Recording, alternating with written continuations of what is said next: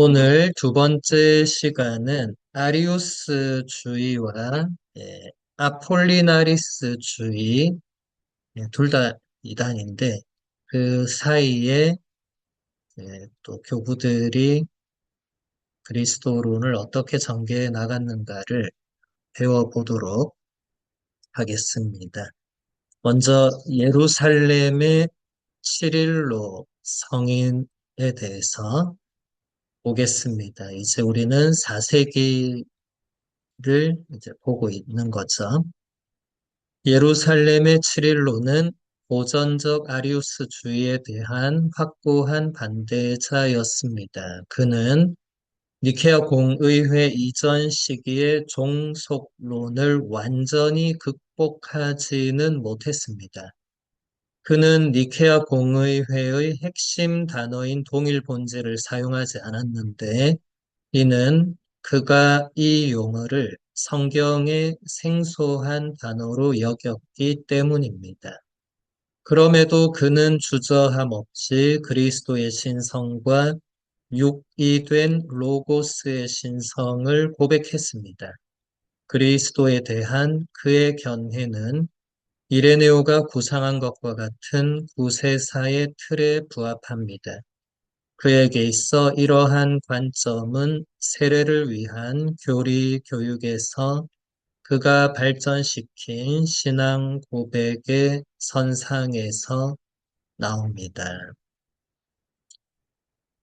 예, 칠일로 성인 이제 돌아가신 연도가 여기 잘 나오죠. 387년. 그러니까 칠일로 성인은 325년 니케아 공의회 이후에 활동했던 교부였죠. 예. 그런데도 어, 여전히 니케아 공의회 이전에 이제 교부들 안에 이제 퍼져 있던 종속론을 완전히 극복하지 못했던 교부입니다. 종속론은 간단히 말씀드리면 성부 하느님 밑에 성자가 종속되어 있고 그 밑에 혹은 그 옆에 성령도 종속되어 있다. 그러니까 성부와 성자와 성령이 같은 하느님이 아니시고 차등이 있다는 거죠. 이게 극단적으로 드러난 게 아리우스죠. 아리우스는 차등 정도가 아니라 아예 성자와 성령을 피조물의 위치로 끌어내렸죠. 종속론이 극단으로 간 거죠. 그래서 이 종속론적 경향은 니케아 공의회 이전에 대부분의 교부들에게서도 이제 나타나는 어떤 사상이었습니다. 그런데 이제 니케아 공의회가 동일 본질이라는 호모우시오스라는 라틴어로 콘 substantialis라는 이 단어를 신앙 고백에 채택하면서 일단 종속론이 해결이 됩니다. 왜냐하면 동일 본질이다 하면 차등이 없는 거거든요. 신성에 있어서는 성부와 성자와 성령이 같으시다는 고백이에요. 삼위일체할 때 그 일체가 이 동일 본질입니다. 그런데도 시릴로 성인은 이 호모우쇼스라는 단어를 거의 사용을 안 해요. 일단 성경에 이 단어가 나오지 않는다는 것이 주된 이유였고, 그리고 이 단어가 예전의 이단, 성부 순환론자들이라는 그 이단, 양태론이라고도 불리는 그 이단과 또 혼동할 수 있는, 여러분도 이게 지금 혼동하실 수 있는 분이 있을 수 있는데, 그 이단은 뭐냐면, 하느님이 이 양태, 그러니까 그때 모습만 바꿔서 나타나셨다. 하느님은 한 분인데, 어떨 때는 성부 할아버지, 어떨 때는 아들 예수의 모습으로, 어떨 때는 성령의 모습으로, 이렇게 나타나셨다. 그래서 십자가에서 고통받으시고 못 박히신 분도 성부 하느님이었다. 뭐 이런 이단인데 그것과는 다르거든요. 다르지만은 아직도 그 시대 안에서는 그것을 헷갈려하고 혼란스러워하는 분위기가 분명히 있겠죠. 그래서 어, 치릴로 성인도 그런 것을 주저했지만 그럼에도 치릴로 성인은 예수님의 신성, 로고스의 신성을 고백했고 이레네오 성인 같은 초창기 교부들이 구상했던 그런 구원 역사의 틀도 똑같고 또 세례 교리 교육을 굉장히 발전시킨 성인인데 어, 거기서 나오는 신앙 고백도 니케아 공의회의 신앙 고백의 노선과 같다는 겁니다. 네, 그 다음 본문 볼게요. 안티오키아의 에우스타치오로부터 치릴로를 구분하는 점은 유기된 구원자를 모든 시간 이전에 성부와 함께 존재했던 로고스와 동일시하는 분명한 통찰입니다. 그리스도의 참된 인성에 대한 그의 강조는 반가현론적이고 반영지주의적이며 반만이교적인 생각에서 나옵니다. 그리스도의 독특한 정체성은 또한 신성과 인성을 분명히 구분하는 가운데서도 유지됩니다. 수많은 칭호와 이름에도 불구하고 그리스도는 유일한 주체로 남습니다. 그러기에 마리아에게 부여된 하느님의 어머니라는 칭호는 마리아가 유기된 로고스를 낳았기 때문에 매우 자연스럽습니다. 전체적으로 볼 때 치릴로는 그리스도의 페르소나에 대한 심화된 사변에 몰두하지 않았던 설교가였습니다. 네, 네, 치릴로의 그리스도론을 이제 한 문단으로 정리를 한 건데, 육신이 되신 구원자 예수 그리스도께서 모든 시간 이전에 성부와 함께 존재했던 로고스와 동일하다.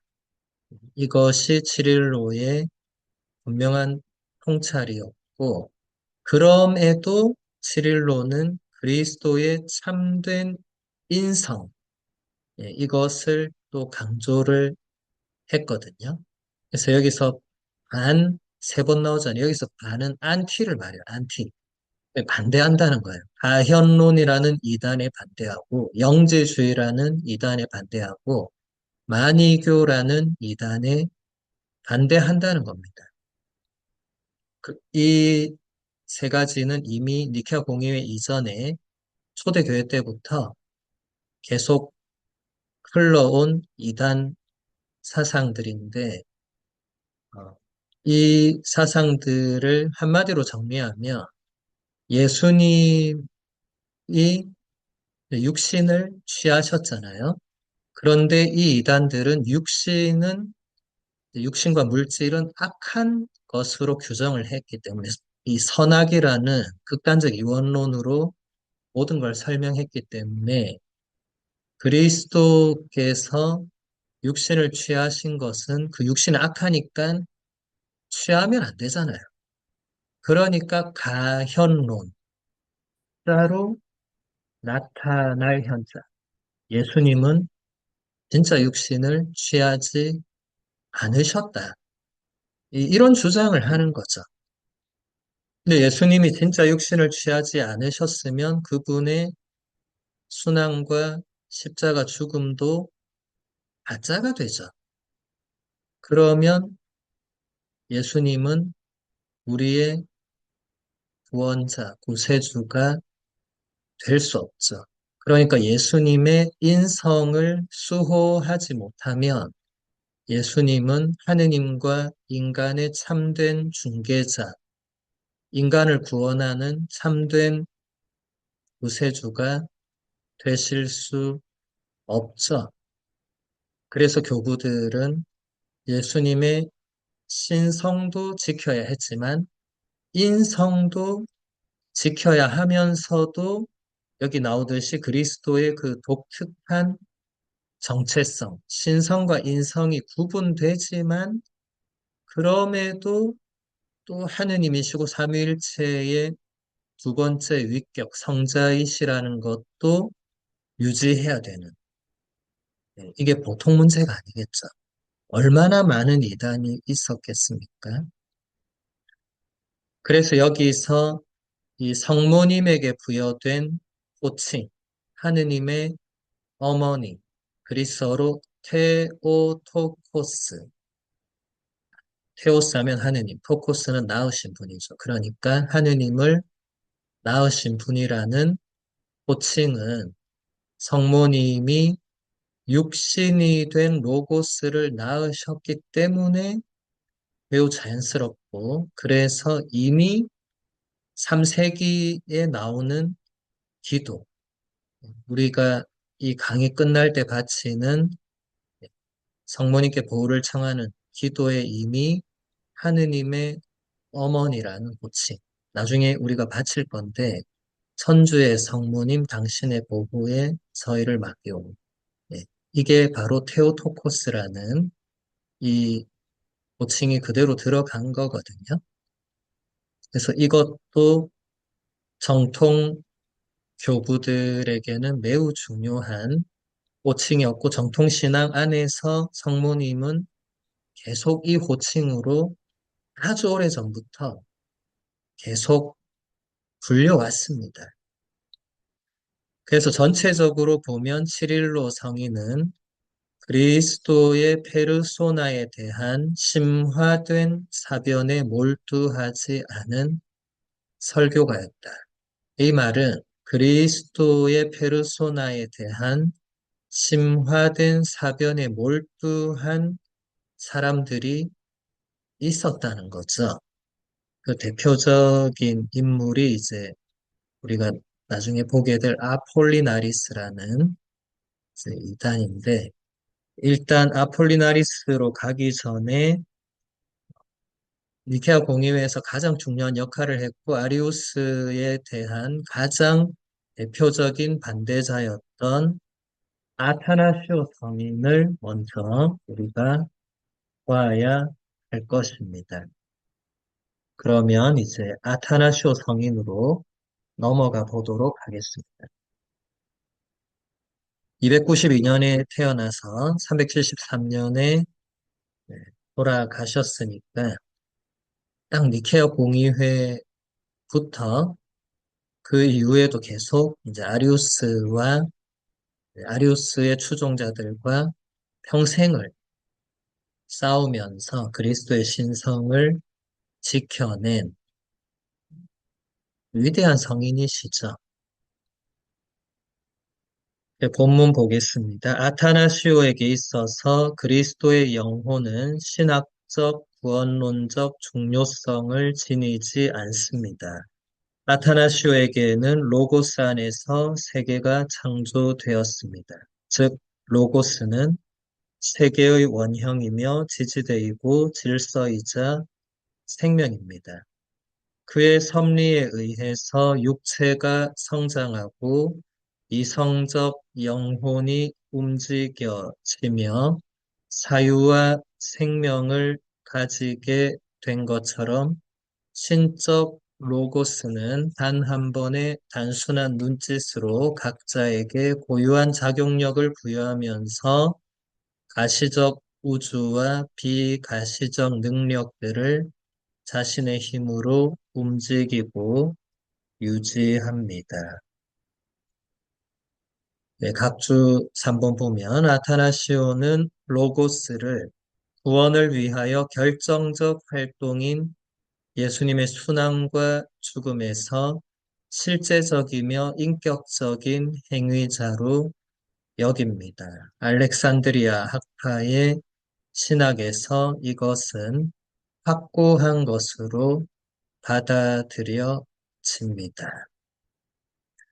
네, 요한복음 1장에 보면 말씀이 사람이 되시어 우리 가운데 사셨다.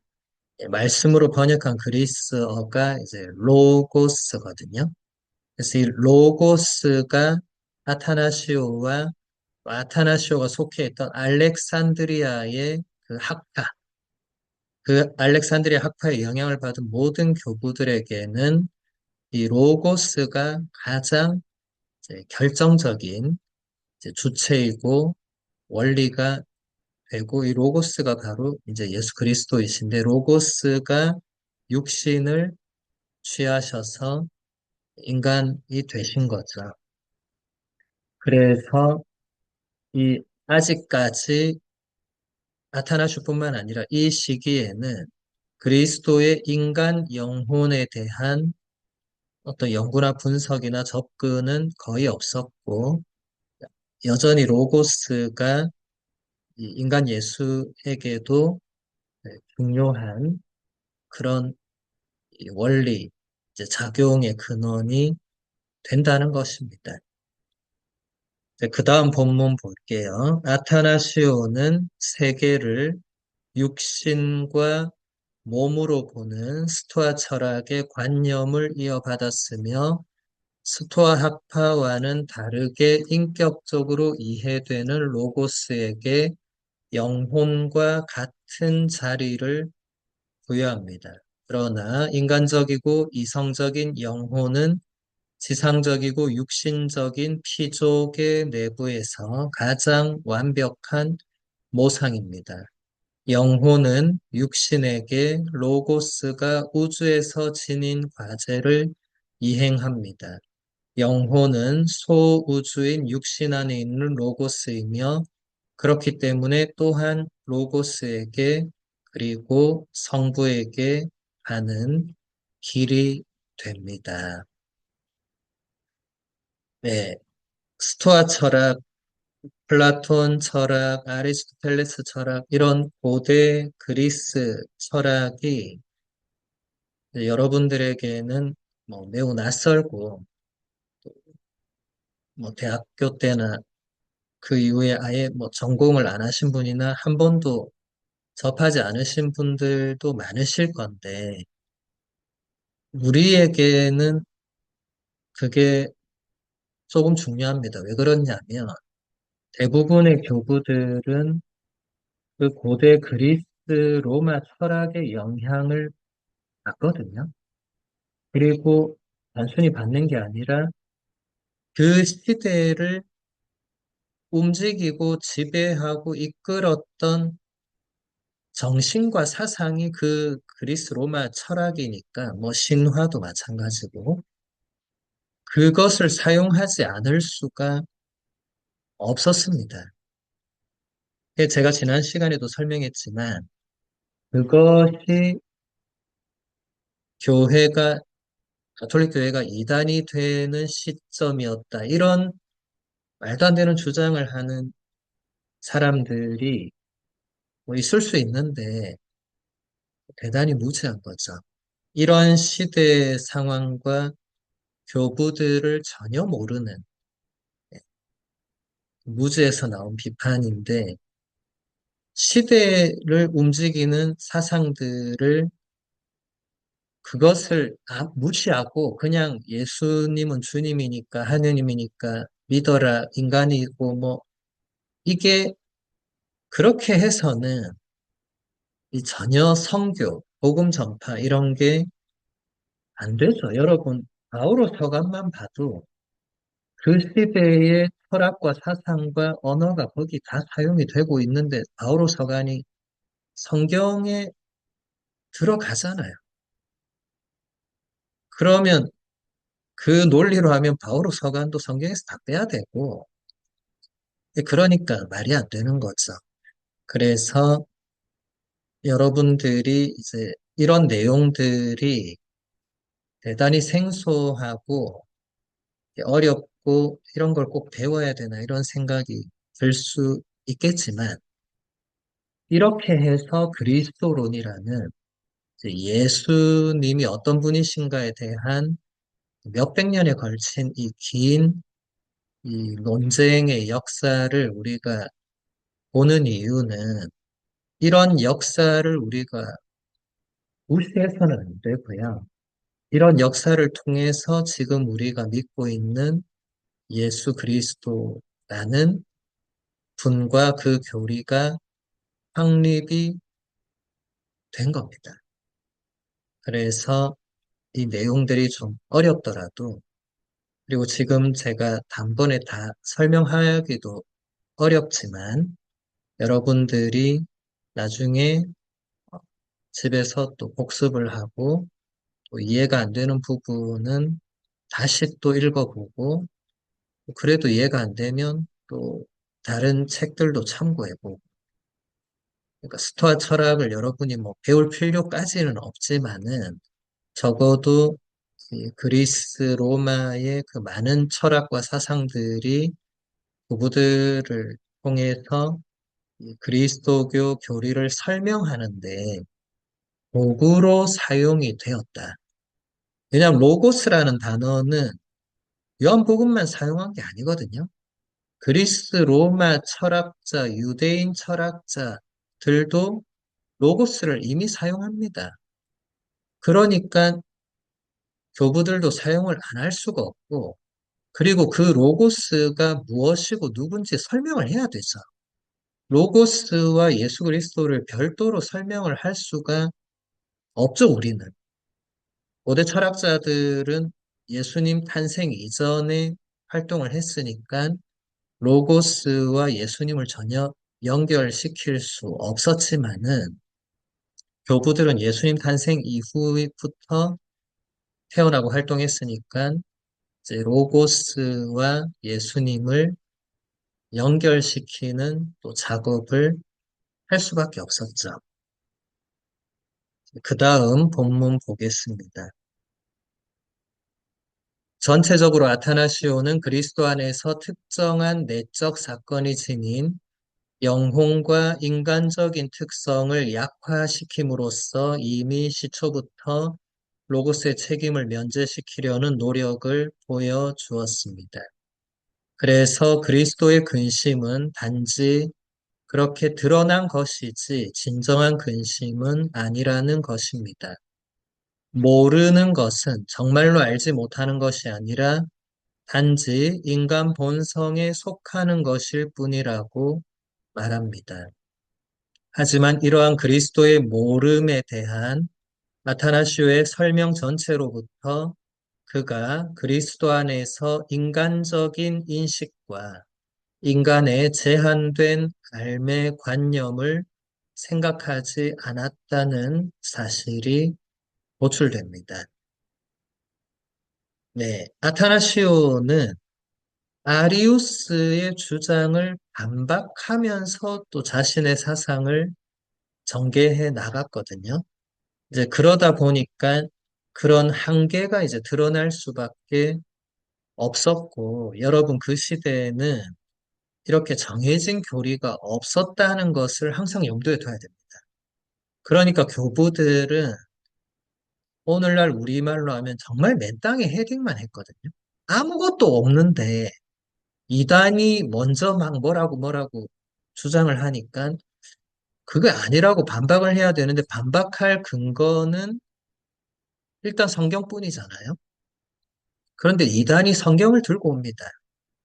성경을 잘못되게 해석을 하는 거죠. 그러니까 교부들은 성경만으로는 반박이 어렵다는 것이 이미 교부들에게도 큰 숙제였어요. 그러니까 성경을 올바로 해석해야 되는 과제도 있었고, 성경 이외에 뭔가를 또 사용할 수밖에 없는, 왜냐하면 성경 같은 구절로 계속 싸우면 끝이 안 납니다. 그러니까 아리우스가 예수님을 피조물의 위치로 끌어내렸던 성경 구절들, 예수님이 모른다고 했던 그런 구절이 있거든요. 그때와 그 시간은 아무도 모른다고 하면서 당신도 모른다고 했어요. 성부 하느님만이 아시고. 아리우스는 그 구절을 예수님도 하느님과 같지 않다는 주장의 근거로 삼습니다. 그러니까 또 아타나시오는 그걸 반박을 해야 되잖아요. 그래서 예수님이 모른다고 한 것은 정말로 알지 못하셨다는 게 아니라 그것은 인간 본성에 속한 차원이라고 이제 반박을 했는데 후대에 이제 학자들이 이제 또 연구를 해보니까 아타나시오도 이제 그리스도 안에서의 그 인간적인 인식 이런 것들을 깊이 연구하지 않았다는 그리고 사실 연구할 틈이 없었죠. 오늘날 학자들은 연구할 틈이 많죠. 시간 많죠. 그게 자기들 업이죠. 근데 아타나시오 성인 시대에는 그 앉아서 책상에 앉아서 이거 연구할 시간 없었습니다. 아타나시오는 나중에 또 콘스탄티노플 총대주교가 되잖아요.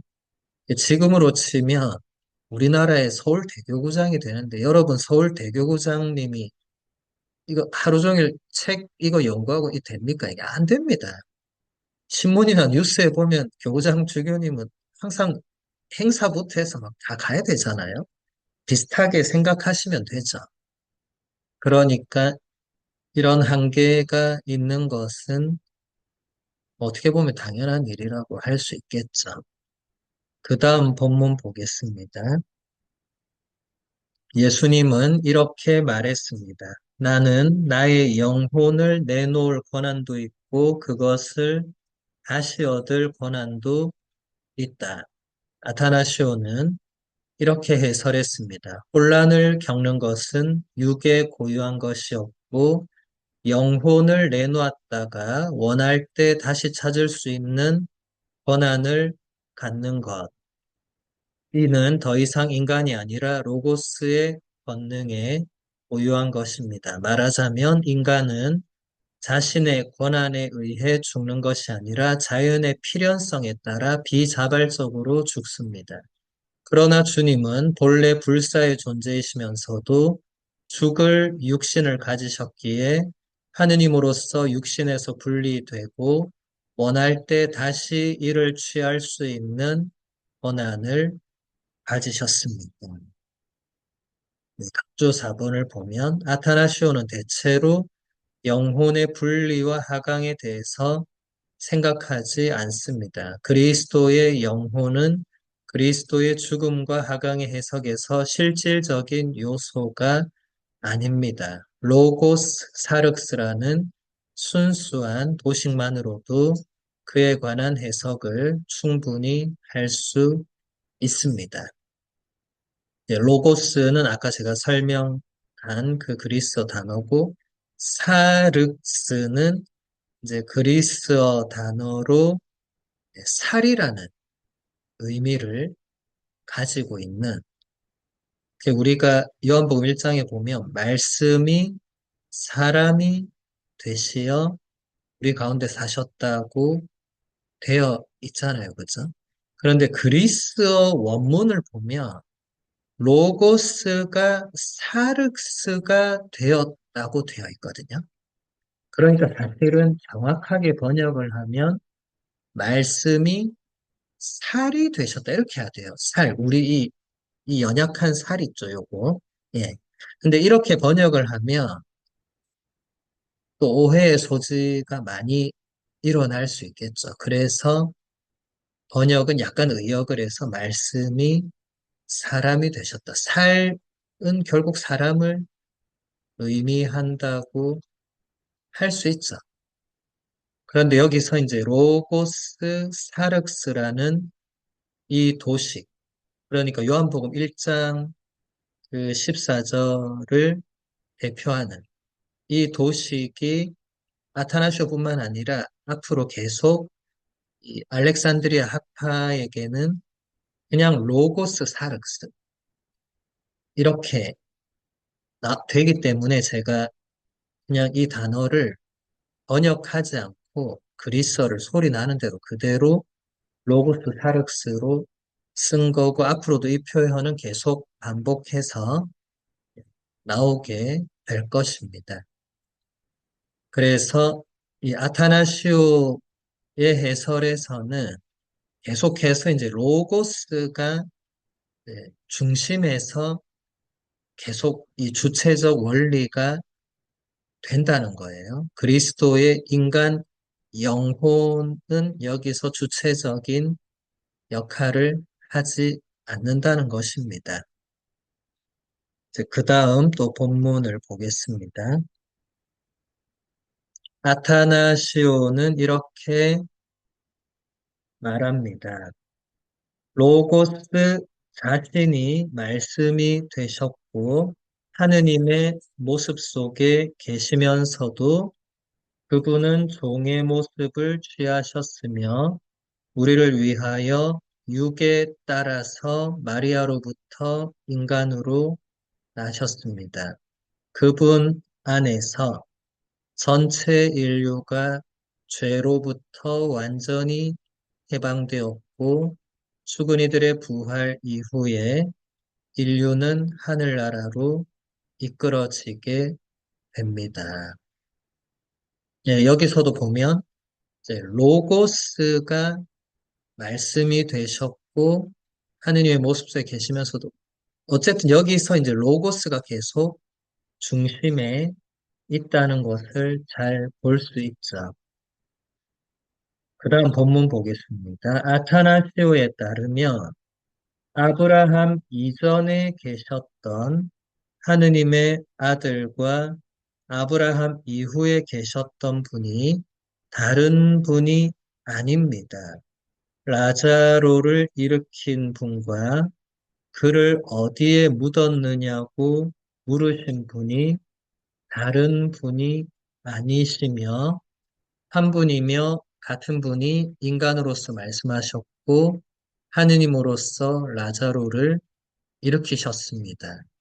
한 분이며 같은 분이 인간으로서 육체를 사용하여 침을 뱉었고 하느님의 아들로서 신적 방식으로 태어나면서부터 눈먼 사람의 눈을 뜨게 하셨습니다. 베드로가 말하듯 그분은 육으로 고난을 겪으셨지만 하느님으로서는 무덤을 열고 죽은 자들을 깨우십니다. 예, 각주 5번 보면 베드로의 첫째 서간이죠. 그러므로 그리스도께서 육으로 고난을 겪으셨으니 여러분도 같은 각오로 무장하십시오. 육으로 고난을 겪는 이는 이미 죄와 관계가 끊어진 것입니다. 예, 아타나시오 성인은 이제 예수님 안에서 구약에서 구약 이전부터 그러니까 아브라함 이전부터면 이제 영원을 말하죠. 영원에서부터 계셨던 하느님의 아드님 그리고 이제 구약 성경에서 등장하는 그 하느님 말씀으로 아브라함에게 말씀을 건네시고 아브라함에게 나타나시고 모세와 대화를 나누고 하시는 분이 같은 분이라는 겁니다. 다 로고스이신 분이 그렇게 하신 거죠. 라자로를 일으키신 분도 같은 예수님이고, 라자로를 어디에 묻었는지 물어보신 분도 같은 분이고, 그러니까 예수님은 인간으로서는 이제 당신 육체를 사용해서 이제 치유기적을 행할 때 뭐 침을 뱉으신다거나, 손을 얹으신다거나, 이런 행위를 하시죠. 육신을 사용하시죠. 그러면서도 또 하느님으로서 그 기적을 행하시죠. 같은 분이라는 겁니다. 이 다른 분이 아니라는 거예요. 다른 분이라고 주장한 아리우스를 반박하는 그게 처음부터 끝까지 아타나시오에게 계속해서 나타납니다. 그 다음 본문 보겠습니다. 아타나시오가 주제로 삼는 것은 아리우스파에 대한 반박이며 그에게 있어 중요한 것은 사람이 되신 분의 참된 신성과 사람이 되신 분과 하느님의 아들 사이의 엄격한 단일성에 기초한 구원입니다. 그러다 보니 그리스도의 인간적인 영혼에 대한 명시적인 고백은 아타나시오의 작품에서 찾아보기 어렵습니다. 요한복음 1장 14절이 아타나시오에게 그리스도론 진술의 근저가 되었음은 확실합니다. 그의 그리스도로는 이 요한복음 9절의 해석사 안에서, 그러니까 해석의 역사 안에서 특별한 장이라고 할 수 있습니다. 요한복음 1장 14절 말씀이 사람이 되시어 우리 가운데 사셨다. 바로 이 구절에 대한 해석에서 아리우스가 이단이 되고 아타나시오가 정통 교리를 지키고 수호하게 된 것이죠.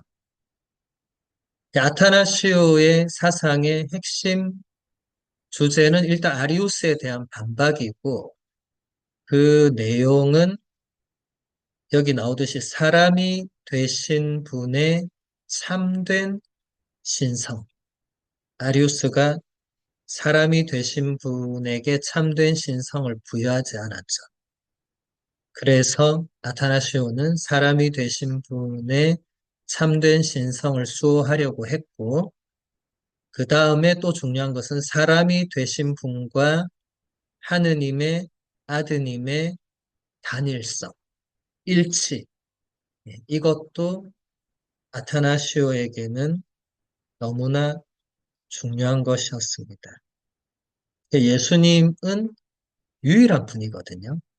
예수님께서 하느님이시고 사람이시라고 해서 예수님을 하느님과 사람으로 갈라놓거나 혹은 하느님과 사람이 그 안에 뭐 혼합되었다거나 온갖 이단들이 다 또 그런 주장을 하는데 그것을 이제 반박해 나가는 게 이번 학기에 우리가 배울 내용들이고 그래서 이 일치는 뭐 지금까지 우리 교회가 한결같이 지켜온 가장 중요한 이 신앙의 유산이 되겠죠.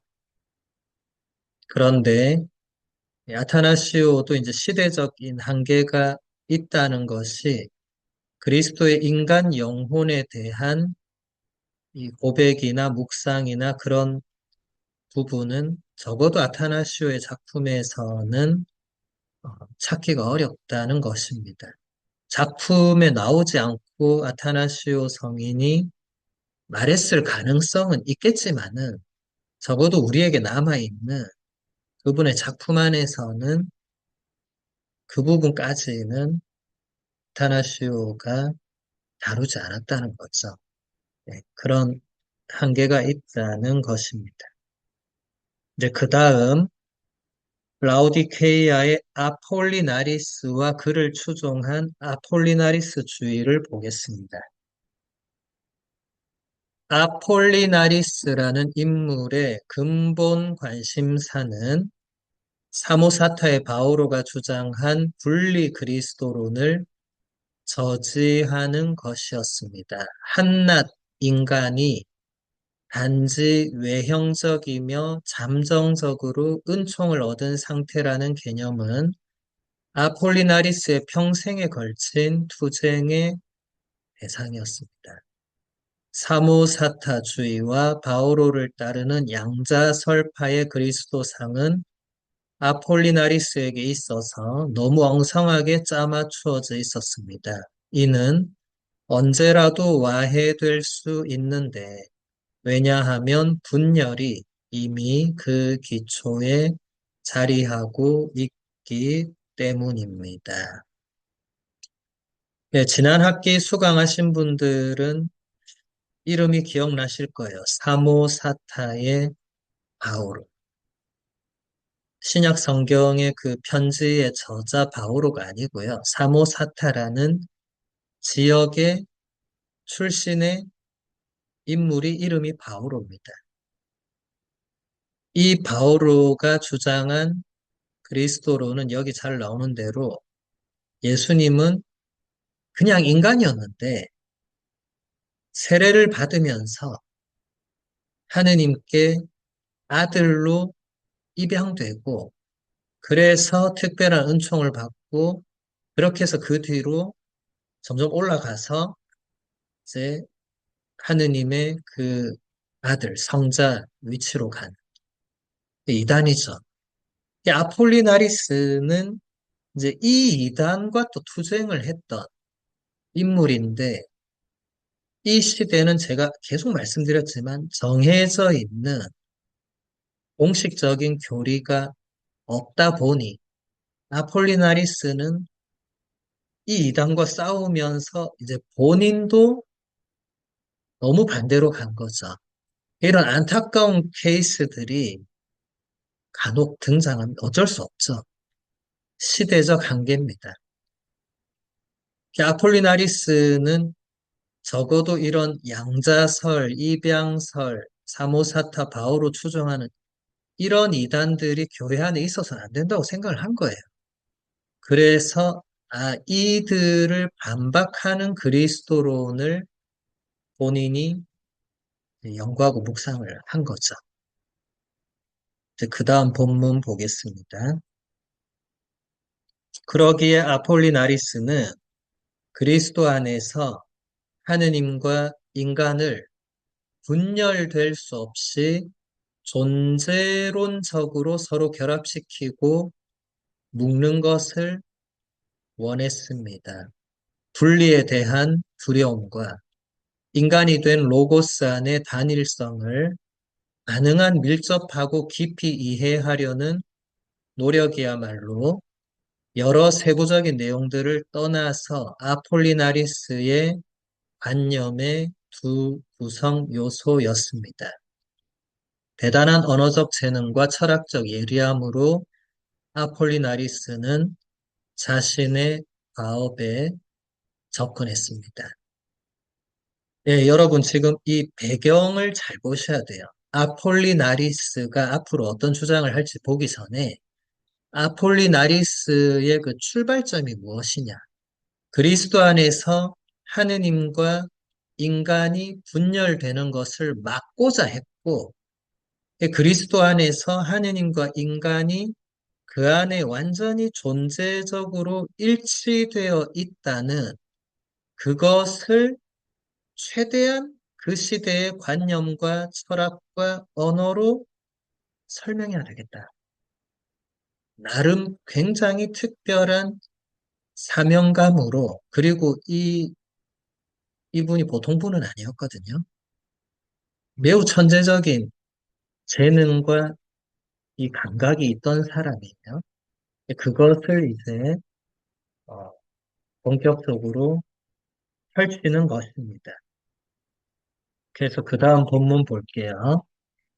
천상적 인간. 인간이 육신과 영혼의 통합체로서 본질적인 단일성을 가진다는 상은 아폴리나리스가 이로부터 그리스도의 본질을 해명하고자 하는 형이상학적인 보식이 됩니다. 신인간은 그에게 있어 하나의 인간적 통합체, 곧 인간의 종적 특징에 따른 형상입니다. 이러한 말로 그는 무엇보다도 그리스도 안에서 신과 인간의 결합 방식을 나타내려고 했습니다. 단지 인간 안에 거주하는 하느님은 인간이 되지는 않는다고 아폴리나리스는 말합니다. 예, 이제 우리가 이 아폴리나리스라는 인물로부터 이제 형이상학, 사변, 이제 이런 영역으로 들어오게 되는데 그 전에는 아폴리나리스 이전에는 이 정도로 예수님 안에서 이런 작업과 접근들을 하지 않았거든요. 이단은 그냥 한쪽을 무시하면 되었기 때문에, 그리고 이단을 반박하는 쪽에서는 그 무시한 한쪽, 그러니까 예수님 안에서 하느님, 진성, 인간, 인성, 이 둘 중에 하나를 이단이 무시하면 그걸 회복하고, 또 다른 쪽을 무시하면 그걸 회복하고, 이제 이 역사가 300년 가까이 이어져 오다가, 이제 아폴리나리스라는 인물에 들어오면서는 이제 훨씬 더 깊게, 이제 안 그래도 우리가 이 철학, 언어 이런 게 머리 아픈데 이제 형이상학으로 이제 인간 안에서 본격적으로 하느님과 인간이 어떻게 결합되는가를 생각하면 이것은 이제 사변적으로 넘어갈 수밖에 없죠. 그것을 설명하려면 형이상학이 거기에 따라가야 됩니다. 왜냐하면 그게 물리적인,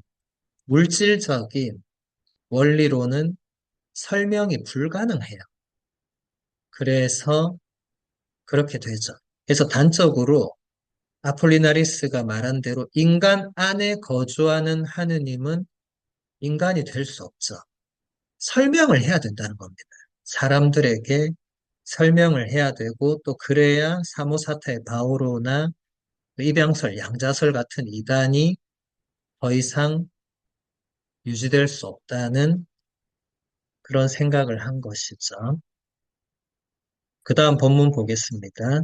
이 그리스도 안에서 가정되는 육화는 신적 푸네우마와 지상적 사륵스가 존재의 단일성으로 합쳐지고 바로 이 두 구성 요소의 합의를 통해서 비로소 그리스도 안에 인간으로서의 인간이 형성될 때 발생합니다. 육화의 실현은 그리스도의 인간 존재를 시간적으로 또 존재론적으로 그 자체로 이미 구성된 것으로 전제해서는 안 됩니다. 그리스도의 인간 존재는 오히려 신적 프네우마와 지상적 육신의 결합을 통해서 바로 그러한 존재로 확립됩니다. 인간이 된다는 것은 한 인간을 받아들이는 것과는 다른 것입니다. 네, 이게 아폴리나리스의 사상을 이제 핵심적인 것만 간단하게 표현한 건데, 한국에 계신 분들은 이제 아침부터 이제 두통이 심해질 수 있고, 뭐 미국, 캐나다 계신 분들도 하루 종일 일해서 지쳐 있는 상태에서 이제 이런 내용을 보시면 현기증이 나실 수 있겠죠. 여기서 이 육화라는 예수님, 아까 요한복음 1장 14절, 말씀이 사람이 되시어 우리 가운데 사셨다. 이제 육화를 아폴리나리스가 최대한 형이상학과 모든 자신이 사유하고 묵상하고 할 수 있는 모든 최대치로 해서 설명하고 있는 거거든요. 그래서 우리도 최대한 알아들을 수 있는 만큼 이해를 하기 위해서 이제 애써야 되는 거죠. 일단 신적 프네우마, 예, 신적인 건 신적인 거고 프네우마라는 그리스어 단어가 있어요. 예, 제가 이것을 번역하지 않고 그냥 프네우마라는 그리스어 단어로 표현한 이유는 책이 그렇게 해서 그런 것도 있지만 번역을 해버렸을 때 이미 여러분이 받아들일 때 또 다른 의미나 여러분이 기본적으로 가지고 있는 관념이 바로 작용하거든요. 그래서 프네우마를 이제 라틴어가 번역을 하면 네, 스피리투스로 번역을 해요. 영어로는 스피릿이 되겠죠. 그런데 우리가 또 생각하는 영어 스피릿은 우리가 가지고 있는 다른 관념들이 작용할 수 있죠. 그래서 제가 아까 로고스, 사륵스도 그렇고 프네우마도 마찬가지고 앞으로 계속 나오게 될 뭐 우시아라든지 또 프로소폰이라든지 휘포스타시스 이런 단어들을 따로 번역을 안 하는 이유는 바로 그런 부분입니다. 번역을 했을 때는 이미 여러분들이 원어보다는 여러분이 생각하는 관념이 바로 붙을 가능성이 높죠. 그래서 좀 이해를 해주시고, 그래서 앞으로는 여러분들이 이제 프네우마라는 단어를 보면 이게 아, 신적인 영이다.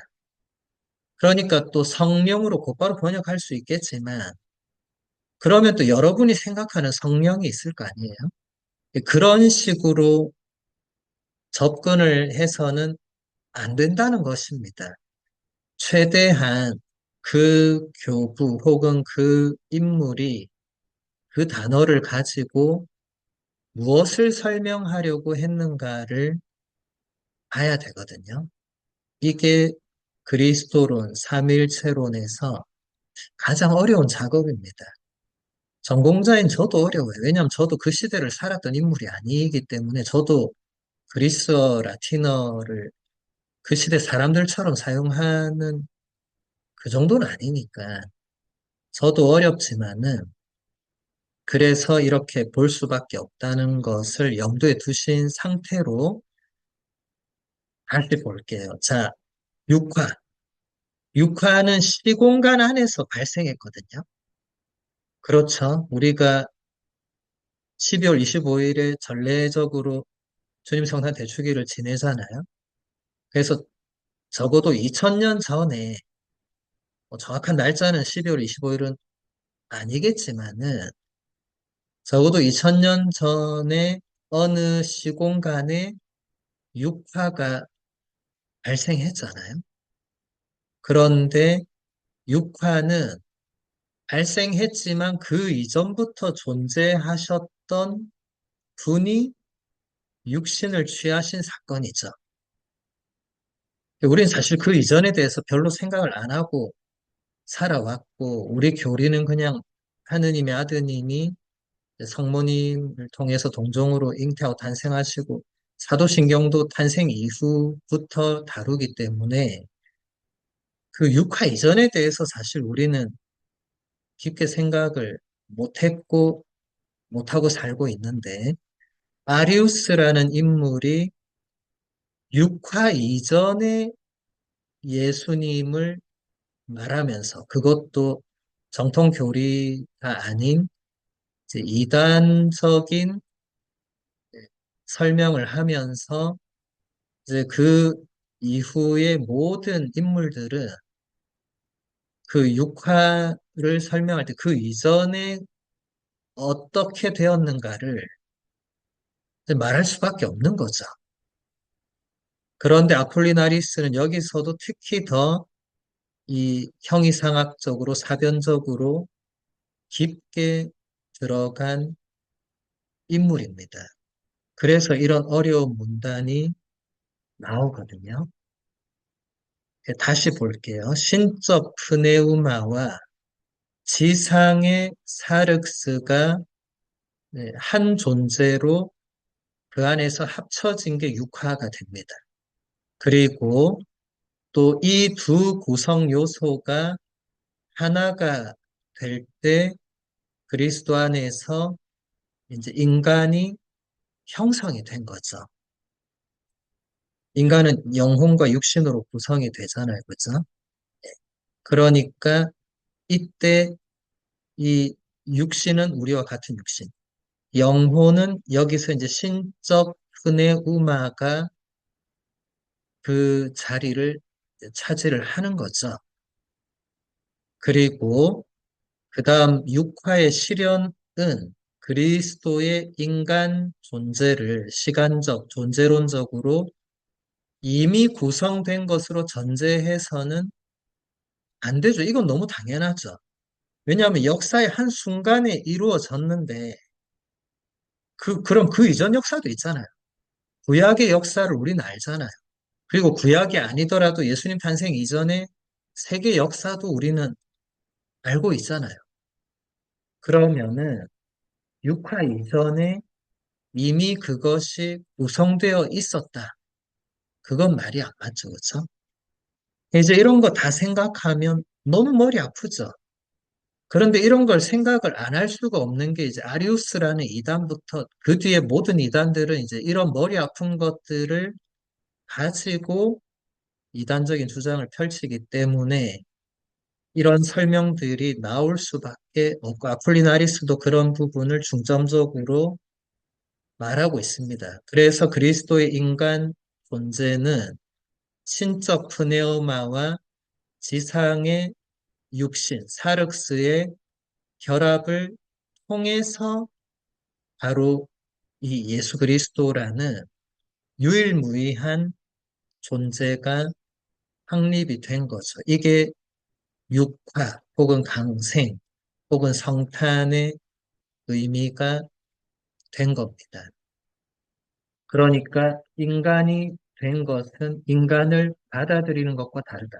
이 양자설, 입양설 이런 것을 지금 철저히 배척하는 그 뉘앙스도 여기서 볼 수가 있죠.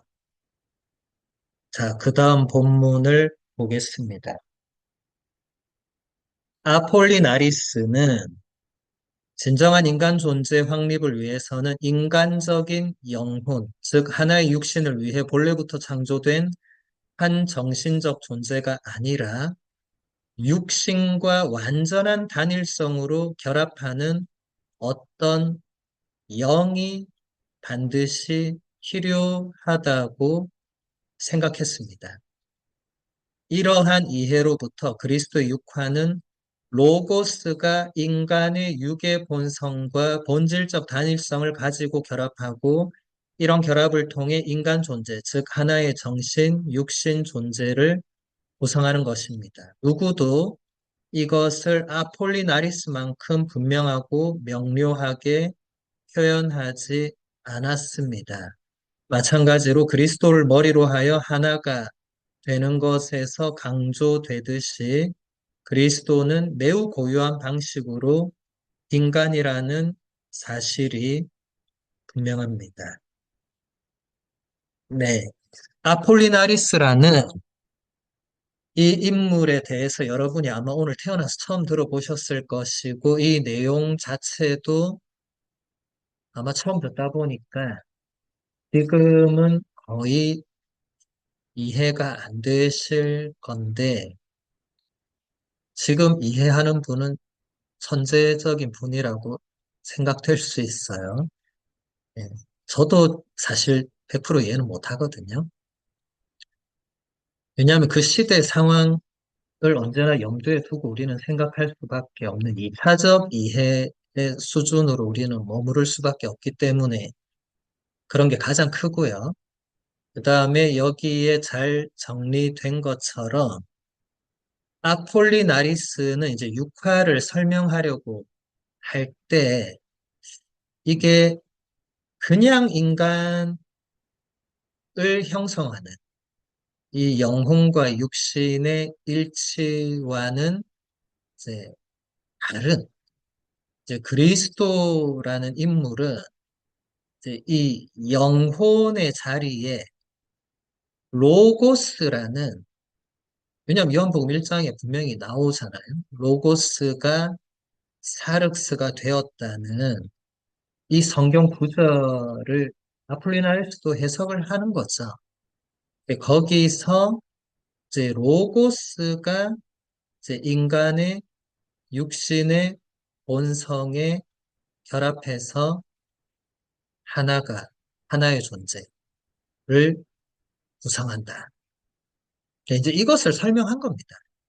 예. 그 로고스가 이제 그리스도의 인간 존재에서 이제 우리로 치면 영혼과 정신의 그 자리, 그 영역, 그 원리, 그 주체가 된다는 거죠. 그리스도를 머리로 하여 하나가 된다는 이제 그리스어 아나케팔라이오시스. 예. 이것은 바오로 사도가 자신의 편지에서 이미 설명을 한 부분이고 그 뒤에 거의 대부분의 교부들이 이것을 받아들여서 그리스도를 중심으로 하는 신비체, 이게 교회가 되죠. 우리가 세례를 받으면서 그리스도의 몸에 참여하죠. 머리는 그리스도이시고 여기서도 분명하게 바오로 사도뿐만 아니라 모든 교구들이 강조하는 것은 그리스도는 분명히 인간이라는, 우리와 똑같은 인간이라는 사실입니다. 그리스도가 인간이라는 것이 무시되거나 부정되면 예수님은 온 인류의 구세주가 될 수 없습니다. 뭐 신성을 부정하거나 무시해도 안 되는 것과 마찬가지죠. 그 다음 본문 보겠습니다. 자, 이러한 이해에서 이제 아폴리나리스는 사람이 되신 분을 천상적 인간이라고 부릅니다. 사람들이 그가 예수 그리스도의 육이 하늘에서 내려왔다고 말했다고 해서 그를 비판하더라도 사실 이것은 그의 생각이 아닙니다. 그리스도가 지닌 인간의 육의 본성은 오히려 동정녀 마리아에게 취한 것이고 로고스와의 합의를 통해 비로소 이 육의 본성이 신적인 것이 됩니다. 인간의 순수한 사륵수와의 차이점은 그리스도에게 있어서 여전히 오직 이 결합 안에 있습니다. 이 결합을 통해서 차이를 유지합니다. 오직 신적 프네우마, 즉 로고스 때문에만, 그리고 이 로고스가 사륵스와의 진정한 존재의 결합을 이루어서 인간 존재가 구성될 때에만 그리스도는 천상적 인간입니다. 예, 천상적 인간이라는 이제 아폴리나리스의 이제 그 새로운 호칭이라고 할 수 있겠죠. 그래서 사람들이 아폴리나리스를 비판하면서 예수님의 육신이 하늘에서 내려온 것처럼 말했다.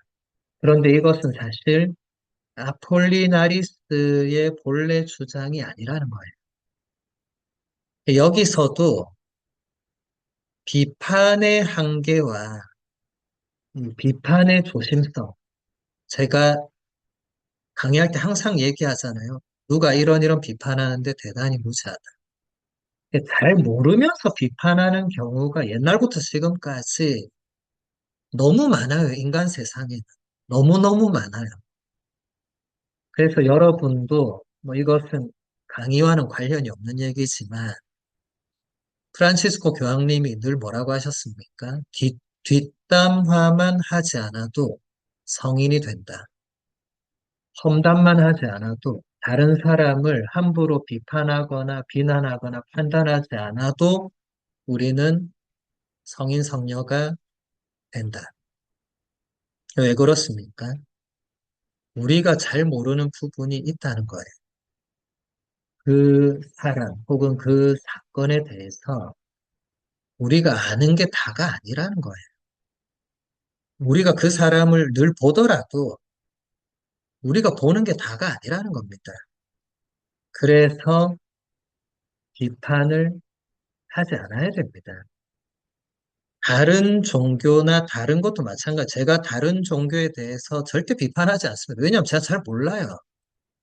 제가 연구를 해본 적도 없고, 연구할 시간도 없고, 연구하더라도 제가 비판해서는 안 되죠. 왜냐하면 제가 아무리 연구해도 그 종교 전문가들에 비하면 아무것도 아닐 건데, 제가 뭐 조금 책 한두 권 보고 막 그 비판하는, 그거는 안 되는 겁니다. 책 한 권만 읽은 사람이 세상에서 가장 위험하다는 그런 말을 들어본 적 있죠. 그죠? 그런 오류를 옛날부터 지금까지 수많은 사람들이 범해왔고 지금도 범하고 있습니다. 그래서 이 아폴리나리스도 잘못된 비판을 엄청 받았다는 거죠. 사람들은 아폴리나리스만큼 깊게 생각하고 사유하지 못했기 때문에 사실 100% 그의 주장을 다 이해하지 못했고, 제가 예전부터 이단에 대한 강의들을 할 때, 물론 이단이지만은 이단 안에서도 배울 수 있는 부분은 또 우리가 배워야 되는 게 맞고, 이단이라고 해서 처음부터 끝까지 모든 걸 다 이단적 주장을 하는 것도 아니거든요. 요즘의 사이비하고 다릅니다. 옛날 이단은 오늘날 이단 사이비와는 차원과 품격과 결이 다릅니다. 배울 건 배워야 됩니다. 오늘날 이단 사이비들은 그냥 멀리하고 무시하면 되지만은 옛날 이단들은 그들이 이단이 될 수밖에 없었던 부분 이외에는 배울 게 많습니다. 그래서 우리가 지금 이 머리 아픈 내용을 보고 있는 거죠. 아폴리나리스에게 있어서도 예수 그리스도가 지닌 인간 육신의 본성은 동정녀 마리아에게 취한 것입니다. 이것은 정통 교리의 내용과 일치하죠. 동정녀에게 육신을 취했다는 이게 부정되면 그건 이단이죠. 동정녀에게서 육신을 받은 예수님이 그래서 그 육신으로 순환을 받고 십자가에 못 박혀서 돌아가셨고 우리는 그것을 고백합니다. 그런데 초대 이단들은 그 육신을 부정했죠. 그러니까 폴리나리스는 이제 그런 것도 분명히 염두에 두고 있었죠. 그러면 그 다음 본문을 보면 로고스와의 합의를 통해서 이 육신은 신적인 것이 된다는 겁니다. 이해가 되세요? 그러니까 이 우리가 영혼과 육신이 우리 안에서 사실 분리될 수 없잖아요. 그렇잖아요. 여러분 안에, 제 안에 영혼과 육신이 있는데 이걸 사실은 개념적으로는 분리시킬 수 있죠. 영혼과 육신으로. 그게 형이상학의 영역인데 그게 사변으로 넘어가는 건데 그것은 사변과 형이상학에서는 가능하지만 우리 존재 자체로 보면 분리가 안 되죠. 그냥 존재 안에 있는 거잖아요. 그렇죠? 이 아폴리나리스는 이런 부분을 최대한 설명을 하려고 한 것이고 이 그렇다면 이제 예수님이 이제 인간과 또 다른 점은 무엇이냐를 또 설명을 해야 되잖아요. 예수님은 인간이셨지만 또 하느님의 아드님이셨잖아요. 그래서 이 차이점도 설명을 해야 되거든요. 거기서 또 많은 이단이 나오지만 그래서 아폴리나리스는 그 차이점도 바로 로고스와 이 예수님의 그 육신, 성모님, 동정 성모님으로부터 받으신 그 육신의 결합, 육화죠, 육화. 이것이 또 다른 모든 인간과의 차이점이 되는 거죠. 우리는 아무도 그렇게 태어나지 않았어. 우리는 아버지, 어머니로부터 이 육신을 받았죠. 근데 예수님은 그렇지 않았죠. 예수님은 동정녀 마리아로부터 육신을 받았고, 영혼은 로고스가 그 자리를 일단 차지하죠. 아폴리나리스에게는 그렇습니다. 그 로고스를 아폴리나리스가 신적 프네우마라고 부르는 거죠. 예, 그래서 이 결합이 이루어진 인간을 아폴리나리스가 구분하기 위해서 천상적인 인간이라는 표현을 쓴 겁니다. 그 다음 본문을 또 보도록 하겠습니다. 그리스도 안에 단일성이 지니는 내밀함에 대한 관심에서 아폴리나리스는 그리스도의 인간 본성이 불완전하다. 예, 즉, 영혼이 없다고 주장합니다. 이 부분부터 잘 보셔야 돼요.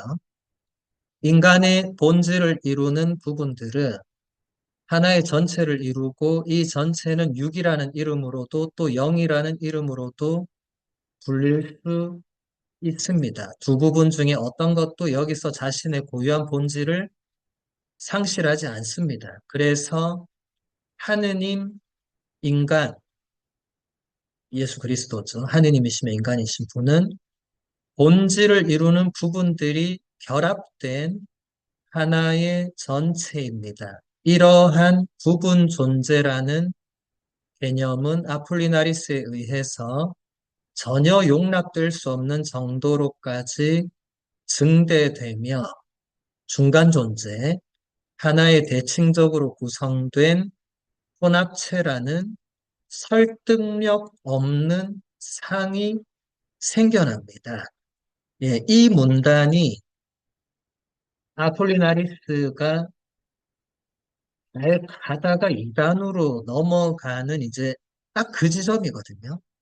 여러분, 고대 이단들은 이제 아폴리나리스부터 그 이후에는 이 이단들이 물론 그 이전에도 그랬지만 처음에는 정통교회의 교리, 왜냐하면 그때는 교리가 정해진 게 없었으니까요.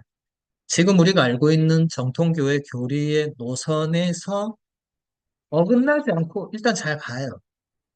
잘 가다가 그걸 넘어서게 됩니다. 그런데 안타깝게도 그 시대에는 그 경계선이 없었습니다. 오늘날은 분명히 있기 때문에 이단과 사이비를 우리가 알아볼 수 있고 구분할 수 있는데 그 시절에는 없었습니다. 그러니까 이런 과정이 아폴리나리스의 신학 전개에서 발생한 거죠. 이 아폴리나리스는 이제 이 문단을 오늘 여러분들이 집에서도 이 수업 끝나고 계속 이 문단을 몇 번만 읽어보시면 이제 다른 것들은 우리가 다 이해 못할지라도 아폴리나리스가 왜 이단인가 그리고 아폴리나리스가 이단이 된 가장 결정적인 내용은 바로 이 문단 안에 있습니다. 이 아폴리나리스는 그리스도 안에서 이 로고스와 사륵스가 일치해야 되잖아요. 그죠? 이제 그러다 보니까 로고스가 인간 영혼의 자리를 차지해야 되거든요. 그러니까 아폴리나리스는 여기서부터 그리스도의 인간 본성은 불완전하다. 왜냐하면 그런 구절들이 있잖아요, 성경에. 그래서 인간의 영혼이 예수님 안에는 없고 로고스가 그 자리를 차지한다. 그렇게 하니까 여기 나머지 부분은 그걸 설명하는 거예요. 그러니까 이 예수님은 이제 중간 존재가 되는, 그리고 이 하나의 대칭적으로 구성된 혼합체라는, 이제 이런 설명들은 다 이단이 된 거죠. 설득력을 갖지 못하게 되는데, 우리가 이때까지 본 내용에 따르면 충분히 인간적으로 이해가 될 수 있는 내용입니다. 그만큼 아폴리나리스는 예수 그리스도 안에서 로고스와 사륵스의 결합과 그 단일성, 그 일치를 지켜내려고 했고, 그걸 최대한 설명하려고 하다가 너무 나간 거죠. 네. 시간이 다 되어서 여기까지 마무리하고, 나머지 부분은 이제 여러분들 읽어보시고, 아마 오늘 이 시간이 이번 학기와 우리 온라인 신앙 강좌 역사상 가장 여러분들에게 어렵고 난해하고 머리 아프고 힘든 시간이셨을 거라고 생각합니다. 이 시간 오늘 들으신 분들은 어, 참 대단하신 것 같아요. 네, 순교자의 후손이라고 생각이 됩니다. 마침 기도로 성모님께 보호를 청하는 기도 바치도록 하겠습니다.